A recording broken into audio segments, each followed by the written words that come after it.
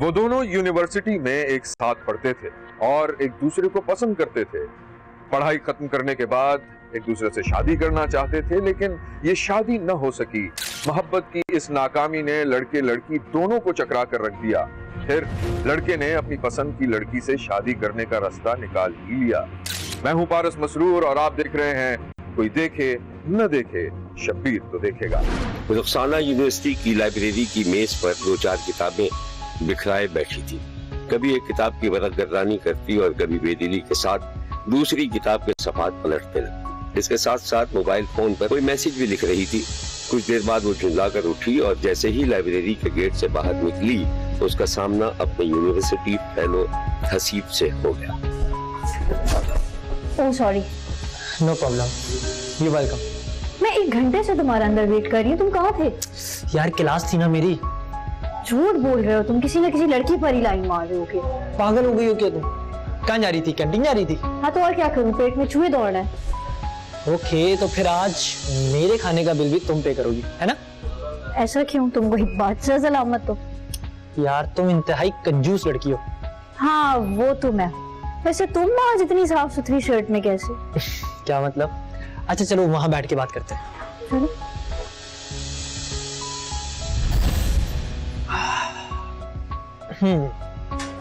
और सुनाओ, तुम तो इस साल पास आउट भी हो जाओगे, क्या करना है तुम्हें उसके बाद? यार मैं सोच रहा हूँ कि मैं मेडिकल स्टोर खोल दूँ। Okay good.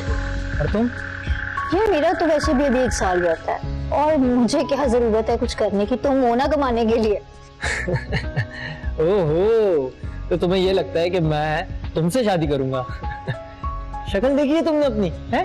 अगर तुमने किसी और के बारे में सोचा भी तो मैं तुम्हारी जान दे दूं। अरे मार लेना जान से, मैं मजाक कर रहा था।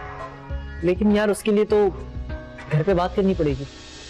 हाँ तो करो, क्या प्रॉब्लम? नहीं प्रॉब्लम तो कोई नहीं है। हसीब, मैं जब भी किसी कपल को देखती हूँ सोचती हूँ कितने मगन है। तो होता रहे वो अपनी धुन में मगन, मैं तो सिर्फ तुम्हारे बारे में सोचता हूँ बस। ओ मिस्टर, मुझे सब पता है तुम कब किसके बारे में और क्यों सोचते हो, तो प्लीज। तुम ना कभी मेरी फीलिंग्स नहीं समझोगी। अच्छा चलो मेरी क्लास का टाइम हो गया, फिर मिलते हैं। चलो ठीक है, फिर कल मिलते हैं। ओके, अल्लाह हाफिज। ओके। हसीब यूनिवर्सिटी से फारिग तहसील हुआ तो उसने फार्मेसी स्टोर खोल लिया, जो देखते ही देखते चलने लगा। उधर 1 बरस बाद रुखसाना की यूनिवर्सिटी भी खत्म हो गई। उसने लेक्चररशिप हासिल कर ली और अब हसीब अपने वालिदैन से शादी की बात करने के बारे में सोचने लगा। लेकिन हसीब के वालिदैन कुछ और ही सोच रहे थे। एक दिन हसीब शाम को घर पहुंचा तो ड्राइंग रूम में उसके चचा चची और माँ बाप मौजूद थे। हसीब में दाखिल होते ही एक उमूमी सलाम किया और अंदर जाने लगा तो उसके बाप ने उसे टोका। हसीब, तुम्हारे चाचा चाची आए हुए हैं। जी मैंने सलाम किया तो है। अस्सलाम वालेकुम चाचू। अस्सलाम वालेकुम चाची। वालेकुम सलाम, जीते रहो बेटा। बहुत होनहार और फर्माबरदार है मेरा बेटा, लाखों में एक। हाँ भाई, हसीब तो बचपन से ही खानदान का बहुत अच्छा बच्चा है। बेटा चाचा चाची का शुक्रिया अदा करो। किस चीज का? तुम्हारे रिश्ते की बात पक्की करने आए हैं तुम्हारी कदम से। जी मामा, पापा वो तो क्या भरभरा रहे हो? खुल के बोलो, क्या बात है? नहीं वो मामा मुझे आपसे ना अकेले में कोई बात करनी है। तो चाचा चाची हम आते हैं। जी। हसीब अपनी माँ को लेकर दूसरी तरफ चला गया। अम्मा ये सब क्या मजाक बना के रखा हुआ है? मैं नहीं शादी कर रहा हूँ सारी तिरछी से। क्या हो गया बेटा? इतनी अच्छी लड़की को तुम आड़ी तिरछी बोल रहे? कुछ इंसान का रख रखाव होता है, कुछ खानदान में इज्जत होती है। अम्मा मैं उससे शादी नहीं करूंगा। क्या मतलब है नहीं करूंगा का? जाओ अपने बाप से जाकर बात करो, हिम्मत है तो उनसे जाकर बात करो। नहीं करूंगा मैं शादी, दिमाग खराब करके रखा हुआ है। अम्मा मैंने कह दिया मैं नहीं करूंगा तो नहीं करूंगा, बात खत्म। हसीब की माँ अंदर पहुंची तो उसने अपने चेहरे पर मुस्कुराहट सजा ली थी। अरे भाभी कहाँ चली गई थी आप? बुलाए ना उसे, मुंह मीठा कराएंगे उसका। असल में सुबह का निकला हुआ होता है ना, ऑफिस से थका हुआ आया, सो गया है। आप फिक्र नहीं करें, मैं सुबह उसको मिठाई जरूर खिला दूंगी। जरूर खिला दीजिएगा, बच्चा है ना, शर्माते हैं। अच्छा भाईजान, अब हम इजाजत है, हम चलते हैं फिर इंशाल्लाह। बिल्कुल। अच्छा बात, अच्छा जनाब, अल्लाह रखिएगा अपना। चाचा चाची चले गए तो हसीब का बाप अपनी बीवी के सामने खड़ा हो गया। इससे पहले कि वो कोई सवाल पूछता, हसीब की माँ ने खुद ही उसे सब कुछ बता दिया। मना कर रहा है वो। हाँ, मुझे अंदाजा था इस बात का। और उसे कहो अगर ये शादी नहीं करेगा तो वो घर से तशरीफ ले जाए। आप तो इतनी सी बात पे परेशान हो जाते हैं, जरा सब्र से, तहम्मुल से। जवान बच्चा है, क्या हम उसे घर से निकाल दें? और अगर वो कहीं शादी करना चाहता है तो देख लेते हैं। भाई देखो, उसकी ज्यादा हिम्मत करने की जरूरत नहीं है। उसे पढ़ा लिखा दिया, अपने पैरों पर खड़ा हो चुका है। अगर वो ये शादी नहीं करेगा तो उसे क्या कहना, इस जायदाद में से एक पैसा भी उसे नहीं मिलेगा। भाई आप ज्यादा परेशान ना हो, जाइए आप अपने कमरे में जाइए।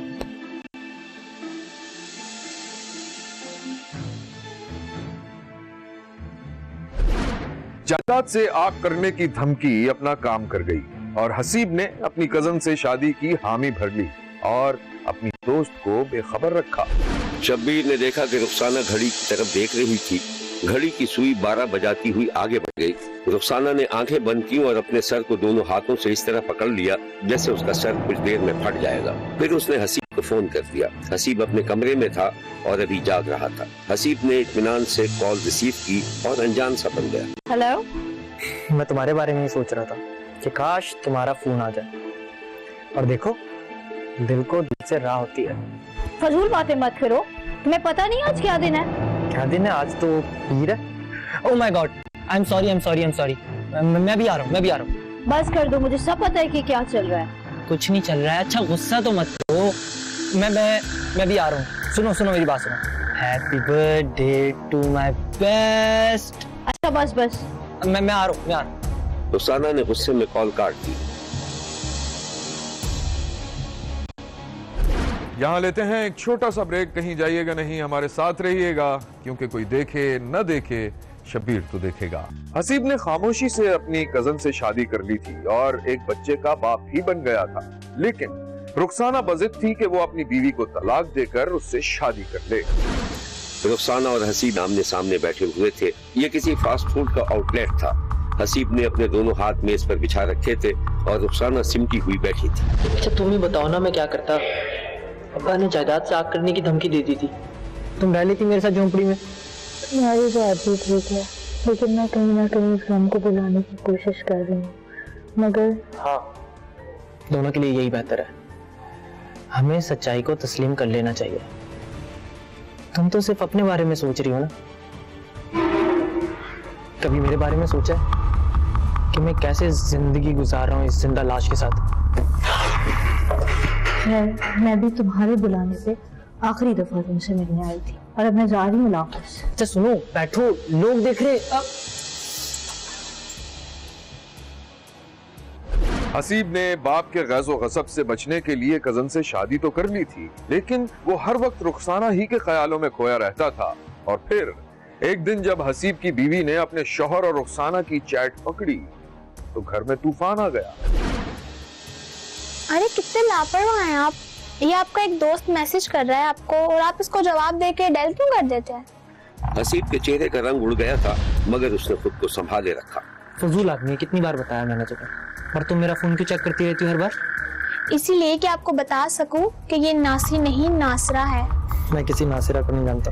रुखसाना को तो जानते हैं। हाँ तो तुम्हें बताया तो है कि वो मेरी यूनिवर्सिटी फेलो है। लेकिन ये तो नहीं बताया था कि वो आपके इश्क में जान भी दे सकती है। तुम वाकई पागल हो गई हो। लो मेरा फोन मुझे वापस दो। नहीं दूंगी। अब मैं ये तायाबू को दिखाऊंगी, फिर आपसे बात करूंगी। मैंने कहा मेरा फोन मुझे वापस दो। नहीं दूंगी। हसीब ने जोर जबरदस्ती से फोन छीन लिया और कमरे से बाहर निकलकर कुंडी लगा दी और जल्दी जल्दी अपनी चैट को डिलीट करने लगा। हसीब की बीवी को इतना अंदाजा नहीं था कि उसका शौहर अपनी साथी दोस्त के इतने करीब था। उसकी बीवी ने खामोश बैठने के बजाय अपना बच्चा लेकर जाने की धमकी दी। तब हसीब ने अपने रवैये में तब्दीली पैदा की और बीवी को एतबार में लेना शुरू कर दिया। एक रात हसीब अपनी बीवी के साथ कहीं बाहर बैठा देखा गया। दोनों मियाँ बीवी खुशगवार मूड में थे कि उसी लम्हे रुखसाना का फोन आ गया, जिस पर हसीब घबरा गया। मैं कॉल पिक करके आता हूँ।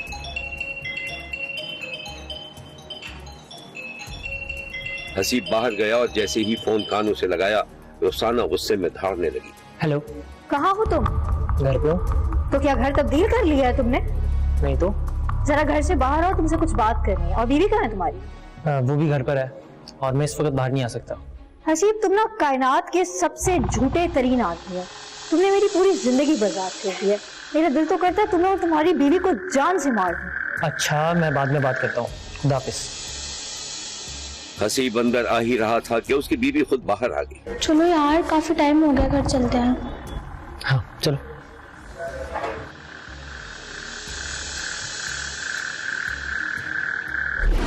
उस रात जब हसीब अपनी बीवी को मोटरसाइकिल पर लेकर जा रहा था, रास्ते में एक नाकाबिले यकीन वाकया पेश आ गया।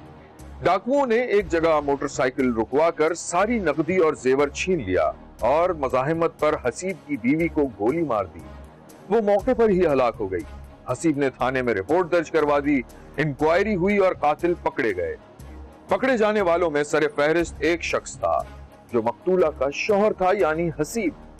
बाद में पता चला कि हसीब ने अपनी बीवी को रास्ते से हटाकर महबूबा से शादी करने के लिए किराए के कातिल का इस्तेमाल किया और 22 लाख रुपए खर्च किए। जैसे यार मेरे 5-7 साल हो गए सन शादी में, ते चंगा भला साढ़े सामने ते आए ने, रोटी खाधी तो चले गए ने। अगे उन्होंने मतलब कहना जी डकैती है, फायरिंग हो गई है, मगर मर्डर सीगा, प्लानिंग दा कतल सीगा। वो पकड़े पे ने ते जो होएगा हुन पुलिस वाले तो तामन कर रहे ने, यही कोशिश कर सकते हैं जी। बेसिक मोटिव था, वो एक लड़की थी जो कि एक यूनिवर्सिटी की स्टूडेंट है। यूनिवर्सिटी के साथ उसका जो एलिजिड एक रिलेशनशिप है आप कह लें, या एक चक्कर चल रहा था तकरीबन कोई 7-8 सालों से। और वो इस नतीजे पे पहुंचे थे कि हमने आपस में शादी करनी है, बट इनके शादी के रास्ते में सबसे बड़ी जो रुकावट जो कि हायल थी वो इसकी अपनी बीवी थी। तो इन्होंने जो ये है लड़का है, इन्होंने पहले डिसाइड किया कि हमने मैंने अपनी बीवी को अपने रास्ते से हटाना है ताकि मैं उसके साथ जो कमिटमेंट की है शादी की, मैं उसके साथ शादी कर सकूं।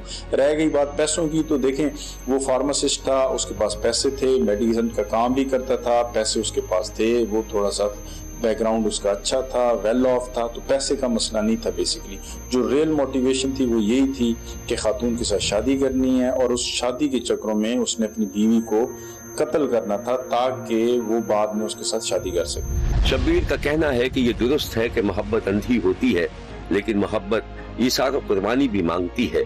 एक मजलूम औरत का अपने शौहर के हाथों कत्ल इंतहाई शफाकनाक वाकया है, जिसकी जितनी भी मजम्मत की जाए कम है। देखते रहिए, क्योंकि कोई देखे न देखे, शब्बीर तो देखेगा।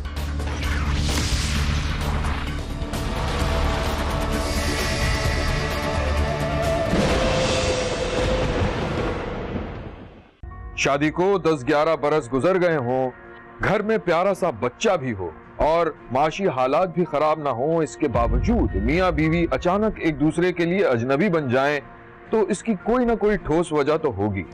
आइए जानने की कोशिश करते हैं कि साजिद और नायला के प्यार भरे रिश्ते के बीच कौन सी ऐसी चीज हायल हो गई थी कि बात अजनबियत से निकलकर सफ़ाकी को छूने लगी।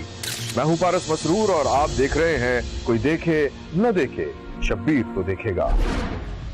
घर में दावत का एहतमाम था। ये नायला का वसी और शानदार महलनुमा घर था, जिसके फर्श की टाइलें रोशनी पड़ने पर इस तरह चमक उठी जैसे सितारे चमक रहे हों। कोई भी नया मेहमान आता तो उसे घर के बजाय फार्म हाउस ही समझता था। शब्बीर ने देखा कि ऊपर चबूतरे पर आराम कुर्सी पर बैठी थी। अस्सलाम वालेकुम, आइए आइए, आओ ज़्यादा ऊपर आ जाओ। काशिफ ज़रा देख के आइएगा, स्टेयर्स आज ही वॉश किए हैं तो थोड़ी फिसलन हो रही है। वालेकुम अस्सलाम। जी इधर से आइए। क्या हाल है?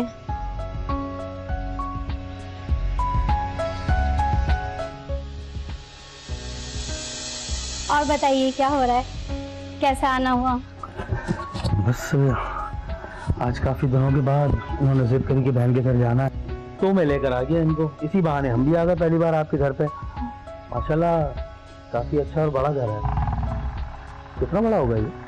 I don't know, I think it's 1 एकड़। अरे जाहिदा, तुम बेटे को लेके नहीं आई? नहीं, बेटे की बाजी तबीयत खराब थी तो अम्मी के पास छोड़कर आई हूँ, थोड़ा देखभाल कर लेंगे उसकी। अच्छा चले आप लोग बैठिए, मैं आप लोग के लिए कुछ इंतजाम कर लूँ अंदर जाकर। अरे नहीं भाई, आप कहाँ इंतजामात के चक्कर में पड़ रही हैं, हम आपसे मिलने आए और हम कोई गैर थोड़ी हैं। लेकिन फर्स्ट टाइम आप लोग मेरे घर आए हैं, इतना तो बनता ही है कि आपकी कुछ खातिर की जाए। चले भाई, आपकी पेशकश कबूल करते हैं, लेकिन आपके शौहर नजर नहीं आ रहे, कहाँ है भाई साहब? ड्यूटी, तुम्हें तो पता है कि वो दूसरे शहर में होते हैं। अरे भाई, माना कि काम जरूरी है, लेकिन घर पे भी तो कोई होना चाहिए ना, घर का भी तो ख्याल रखना चाहिए उनको। ऐसी बात नहीं है, वो प्रॉपर टाइम देते हैं और मेरा बहुत ख्याल भी रखते हैं। अब काम की नौयत ही ऐसी है। वैसे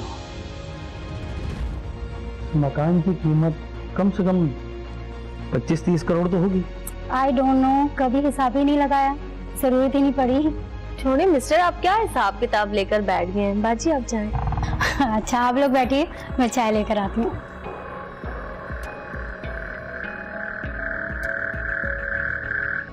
वैसे नायला का ये घर बहुत जबरदस्त है, मजे है यार नायला के। हाँ ये तो है। लेकिन क्या फायदा इतने बड़े घर का, शौहर 2-2 साल के बाद आता है, घर में कोई तकरीब भी नहीं होती है, और सिर्फ टोटल 3 लोग, इनके लिए तो फ्लैट भी बहुत था। छोड़े ना, आपको क्या है? नहीं मतलब मैं वैसे ही कह रहा था कि इतनी प्रॉपर्टी अगर मेरे पास होती ना, तो मैं तो सारी प्रॉपर्टी बेचता और सारा पैसा कारोबार में लगाता, एक छोटा सा फ्लैट खरीद लेता और कारोबार से पैसे कमाता और तुम्हें ऐश कराता। अच्छा यार क्या फायदा इतनी बड़ी प्रॉपर्टी का, जब तक नायला को हिस्सा मिलेगा तब तक तो बहुत देर हो जाएगी। काशिफ, जायदा, please come inside, it is ready now.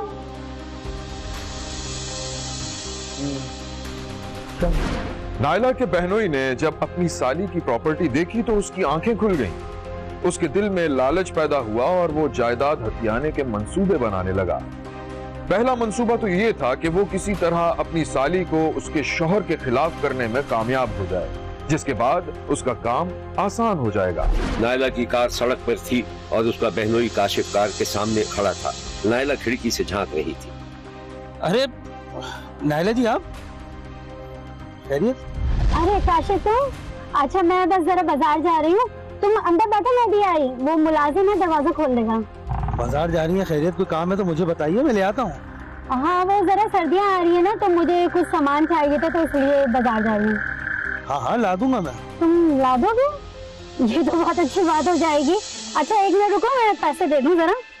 ये बताओ तुम लेकिन लाओगे कैसे? ओ बाइक है मेरे पास, ले आऊंगा मैं, और पैसे की जरूरत नहीं है, आप जाएं घर, मैं लेकर आता हूँ, ठीक है? So nice of you, thank you so much. Naila ने गाड़ी घर की तरफ घुमाई और फिर वो मुखालिफ समतों में सफर करते देखे गए। काशिफ ने पता नहीं क्या चक्कर चलाया था कि उसकी साली अपने शौहर से मुतनफ्फिर होने लगी, और जब वो एक बार सालाना छुट्टी पर घर आया तो दोनों मियाँ बीवी में झड़पें होने लगी। नायला का शौहर घर के बाहर बड़े चबूतरे पर आराम कुर्सी पर बैठा था।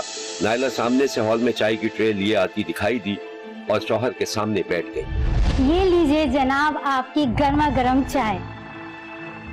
अच्छा मैंने चीनी नहीं डाली है, डाल दूं क्या? नहीं छोड़ो बस, ठीक है, कम दे रहा हूँ शुगर। ये आजकल पता नहीं लोगों को क्या खप सवार हो गया है चीनी नहीं पीने का। अब काशिफ को ही देखिए, वो भी चीनी छोड़ के बैठा है। यार लगता है उसका कुछ ज्यादा ही आना जाना हो गया है। हाँ बुला लेती हूँ जब कभी कोई काम होता है। मैंने उनको मना किया था, वो आदमी ठीक नहीं है। तो क्या करूँ, घर में इतने काम होते हैं, बाजार भी जाना होता है, 10 तरह के काम होते हैं, वहाँ पे भी कोई है नहीं करने वाला, तो किसको बुलाऊं? मैं क्या कह सकता हूँ, लेकिन कोशिश करो वो काम आ जाए। इंतहाई बेवकूफ और कीना परवा इंसान है वो। बेवकूफ? वो हमें बेवकूफ समझता है। वो कैसे? वो कह रहा था कि अगर इतनी बड़ी प्रॉपर्टी उसकी होती तो वो इसको बेचकर 2 कमरे का फ्लैट लेता मियाँ बीवी के लिए और फिर आराम से ऐश करता।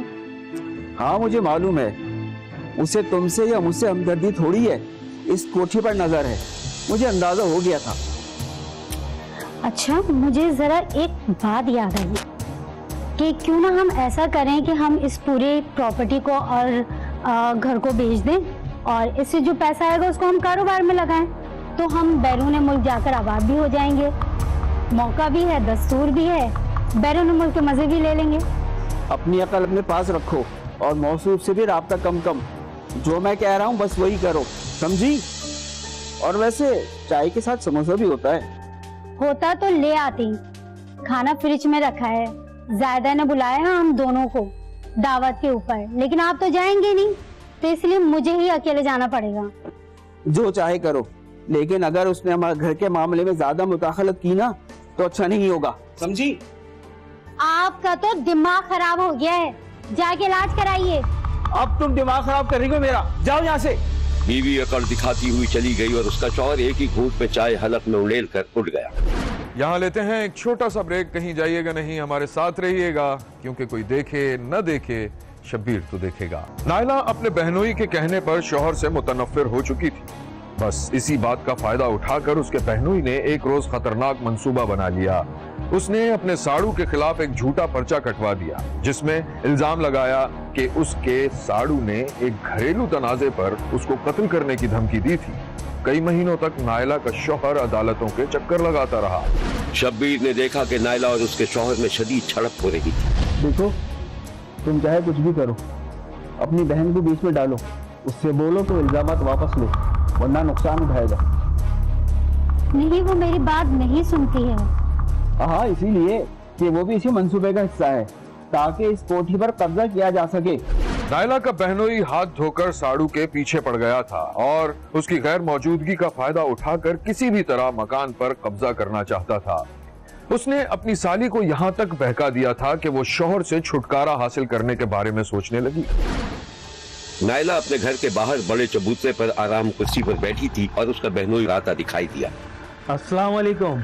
वालेकुम अस्सलाम। काशिफ, क्या हाल है? अल्लाह का करम, आप सुनाइए कैसी हैं नाले जी? मैं बिल्कुल ठीक, अल्लाह का शुक्र। आप बताएं कैसे हैं? बड़ा सर में दर्द हो रहा था, एक कप चाय मिल जाती तो। हाँ हाँ, क्यों नहीं। अभी बरकत, एक कप चाय लाना। और बताइए। वो एक खुशखबरी लेकर आया था आपके पास। अच्छा, वो क्या? आप कह रही थी ना कि अगर आप खुला ले लें या आपको तलाक हो जाए, हाँ। तो ये प्रॉपर्टी आपके नाम नहीं होगी। जी जी।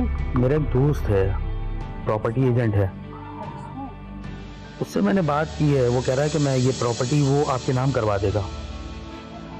उससे फिर ये फायदा होगा कि आप चाहे तो खुला ले लें। ये तो कसम से बहुत अच्छा हो जाएगा। एक बार ये सारी प्रॉपर्टी मेरे हाथ आ जाए, फिर देखना क्या करेंगे। क्या मतलब देखेंगे क्या करना है? अरे भाई, सीधी सी बात है, आपने खुला लेनी है और उसके बाद देखिए, इंसान के पास जब पैसा और आज़ादी होती है ना, तो उसके लिए एंजॉय करने के लिए सारी दुनिया पड़ी है। अपने बेटे को लीजिएगा और किसी भी मुल्क जाके शिफ्ट हो जाइएगा। पता नहीं। नायला ने पहले तो शौहर से तलाक का मुतालबा किया और जब वो राजी न हुआ तो उसने खुला लेने की धमकी दी। नायला और उसका बहनोई कमरे में राज और न्याज कर रहे थे और नायला की बहन किचन में थी। अरे जाहिदा, इतनी देर हो गई, तुम अभी तक ये चाय नहीं लाई? बाजी, दूध ही नहीं लेकर आए अभी तक। क्या हो गया भाई? अरे ला के तो दिया है तुम्हें दूध। कहाँ ला कर दिया? अरे यार, देखो मैं बाइक पे भूल कर आ गया, 1 मिनट में लेकर आया। चलो तुम आके बैठ जाओ यहाँ पे। काशिफ चला गया तो नायला की बहन अपनी बहन के पास आकर बैठ गई। मैं उनको अच्छे तरीके से जानती हूँ, ये आपको नुकसान पहुंचा सकते हैं। बच्ची नहीं हूं मैं। एक बात कहूं, तुम्हारे भाई साहब से मेरा दिल भर गया है। पागल खपती इंसान है। मैंने बस फैसला कर लिया है, जितनी जल्दी हो मुझे अब आजाद जिंदगी गुजारनी है। लेकिन अगर भाई साहब ने आपको तलाक भी ना दी और खुला से पहले अपनी सारी जायदाद बेचकर हड़प कर ली, तो आप क्या करेंगे? नहीं, ऐसी नौबत ही नहीं आएगी। लो, दूध भी आ गया।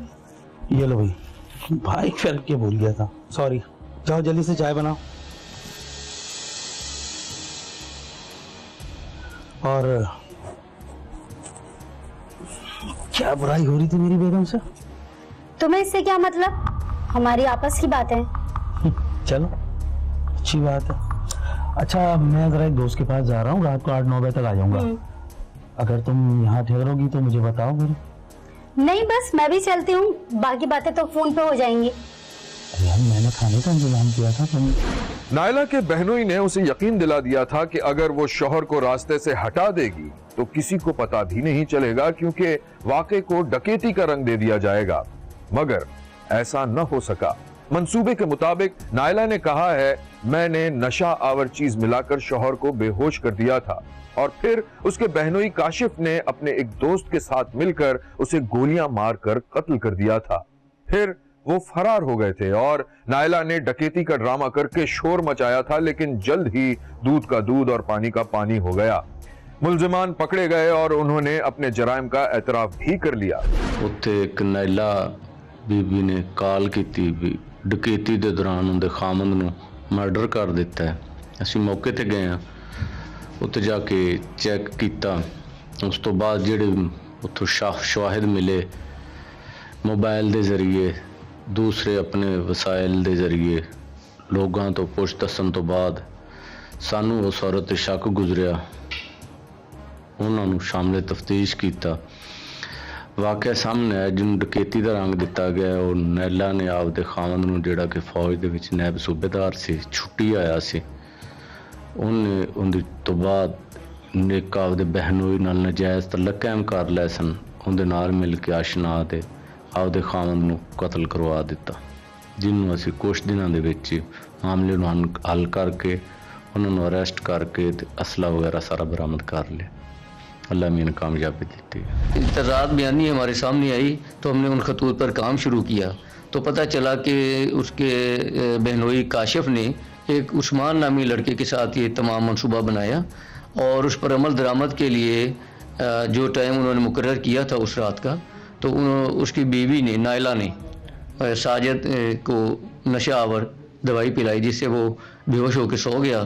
तो रात के टाइम फिर ये काशिफ और उस्मान आए और उस्मान ने फायर किया है एक, जिससे उसकी डेथ हुई है, और दूसरा फायर किया है काशिफ ने। तो एनीवेज वो फिर हमने जब चारा चेक किया तो दूसरे दिन ये बात खुल गई थी कि ये नायला और काशिफ ने ये मिलकर किया है। तो जिस पर उन्हें गिरफ्तार किया गया तो उन्होंने तमाम स्टोरी हमें ये बताई।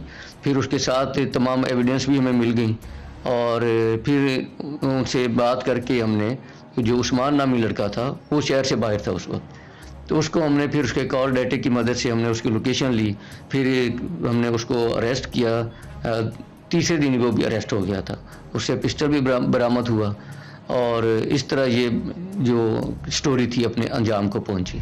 शब्बीर का कहना है कि दौलत और जायदाद की लालच इंसानी रिश्तों में दरार डाल देती है और इंसान इस हद तक गिर जाता है कि अखलाकियात तक का जनाजा निकल जाता है। शब्बीर ने चिश्तिया में पेश आने वाले वाक़े की शदीद मजम्मत की है और मुल्जिमान को करारे वाकई सजा देने का मुतालबा किया है। देखते रहिए, क्योंकि कोई देखे न देखे, शब्बीर तो देखेगा। यहाँ हमारे प्रोग्राम का वक्त खत्म हुआ। अगले हफ्ते नई कहानियों के साथ फिर हाजिर होंगे इसी वक्त सिर्फ एक्सप्रेस न्यूज पर। देखना मत भूलिएगा, क्योंकि कोई देखे न देखे, शब्बीर तो देखेगा। अगर आप अपने इर्द गिर्द होने वाले किसी गैर मामूली वाक़े से शब्बीर को आगाह करना चाहते हैं तो SMS करें SAB लिखकर स्पेस दें और अपना मैसेज अपने शहर और नाम के साथ 247 पर भेज दें। फैक्स करने के लिए हमारा नंबर है 02135803820। खत लिखने के लिए हमारा पता है 5 expressway of Korangi road, Karachi. Express news, Shabbir तो देखेगा।